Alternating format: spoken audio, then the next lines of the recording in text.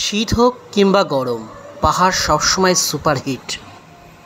তাই কয়েকটা দিনের ছুটিতে এবারের আমাদের গন্তব্য উত্তর পূর্ব ভারতের state of cloud Meghalaya. Meghalaya রাজ্যটি ছবির মতো সুন্দর। উঁচু নিচু পাহাড়, পাহাড়ের বুক চুড়ে নেমে আসে ঝর্ণা, আঁকাবাঁকা ও উঁচু নিচু পাহাড়ি পথ। রাস্তার দুধারে গারো ও খাসি পাহাড় জুড়ে মেঘেরা মেঘরাজ্যে রাস্তা দিয়ে হেঁটে বেড়ায়। মেঘবালিকারা খিলখিলিয়ে ছুটে চলে যায় মাঠঘাট দিয়ে। মেঘের ভেলায় চড়ে সবাই ভেসে বেড়ায় বাতাসে। এটুকু বলতে পারি, ভিডিওটি দেখার পর আপনারও মনে একবার হলেও মেঘালয় পাড়ি দেওয়ার ইচ্ছে জাগবে। সেই কথা মাথায় রেখে মেঘালয়ের সমস্ত খুঁটিনাটি তথ্য নিয়ে আপনাদের ফোনের স্ক্রিনে আমি আবার চলে এসেছি। Hello everyone, welcome to my new another blog. আমরা ঋষভ ব্লগ। এই যে তীব্র গরম রয়েছে কলকাতায়, এই গরমে আমরা চলে এসেছি মেঘের রাজ্য মেঘালয়। আর এই মেঘালয়ে আসতে গেলে ট্যুর প্ল্যান কী হবে, কোথায় থাকবেন, কীভাবে আসবেন, কী কী সাইট সিন দেখা যাবে, এই সকল খুঁটিনাটি তথ্য নিয়ে আজকে আপনি চলে এসেছি আপনাদের সাথে। সুতরাং ভিডিওটি শেষ পর্যন্ত দেখতে থাকুন।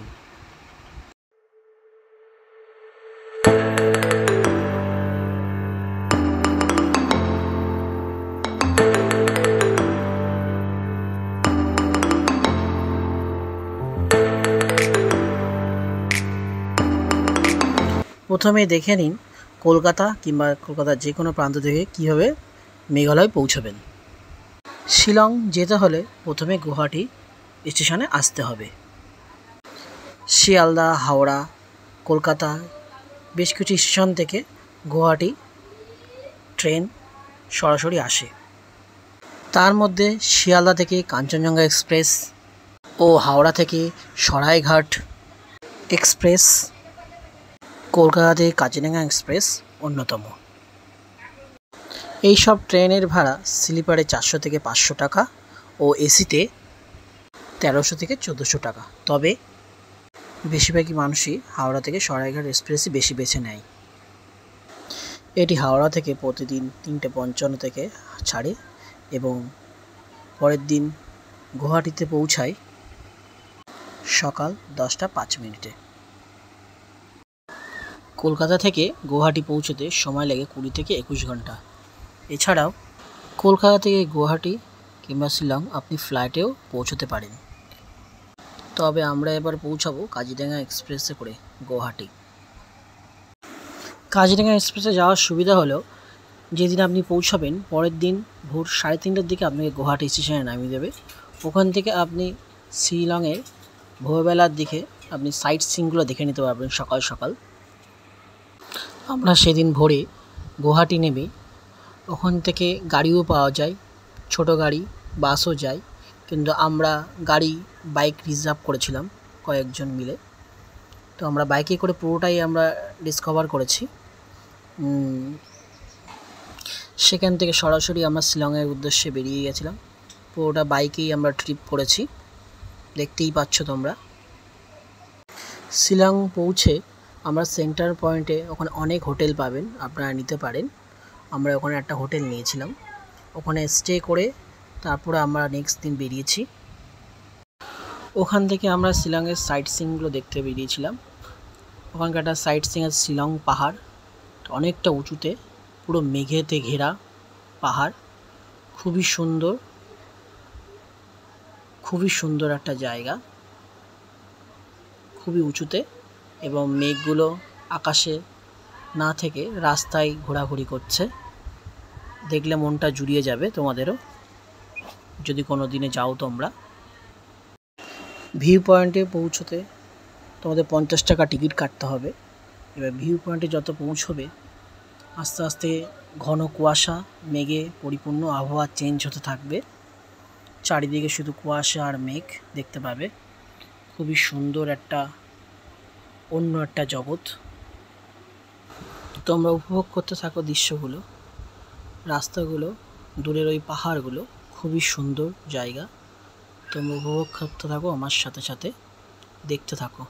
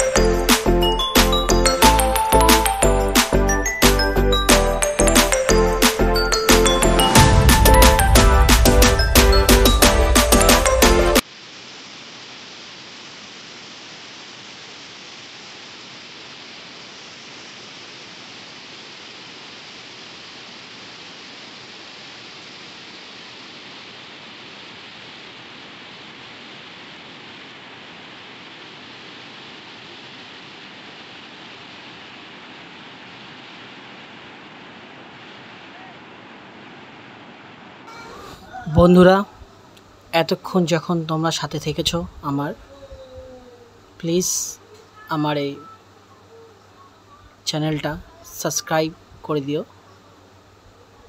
লাইক অ্যান্ড কমেন্ট করে দিও। এতক্ষণ থাকার জন্য তোমাদের অনেক ধন্যবাদ। তো আমরা ব্লগটা কন্টিনিউ করি। এবার আমরা পৌঁছে গেছি আমাদের নেক্সট গন্তব্য, লিভিং রুট ব্রিজে। এটি মায়োলিংকে অবস্থিত। সাধারণত এটি চ্যালেঞ্জিং রুট ব্রিজ হিসাবে বিবেচনা করা হয়। অনেক সিঁড়ি ভেঙে তারপর এই রুট ব্রিজে পৌঁছতে হয়। এটা খুবই চ্যালেঞ্জিং।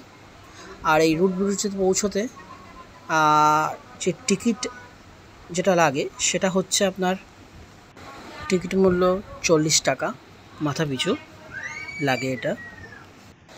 আর এই রুট ব্রিজটি কিন্তু পুরো রাবার গাছের শিকড় দিয়ে তৈরি। এই সেতুটি একবার তৈরি হয়ে গেলেও 100 বছরেও এর কোনো ক্ষতি হয় না। এই সেতুটি এখানকার খাসি উপজাতির লোকেরা যারা বসবাস করে তারা এই ব্রিজটি তৈরি করেছিলেন, রুট ব্রিজটি।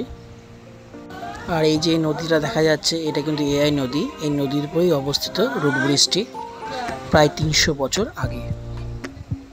এই সেতু যে খাসি উপজাতি আছে তাদের যোগাযোগের মাধ্যম হিসাবে ব্যবহৃত হয়।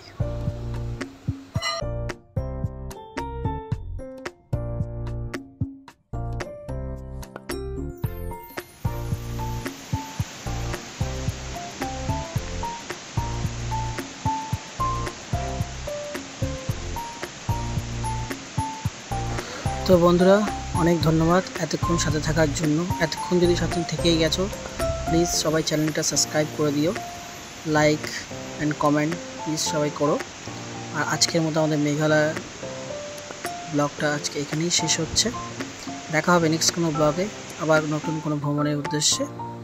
তো থ্যাঙ্কস ফর ওয়াচিং, সবাই ভালো থেকো।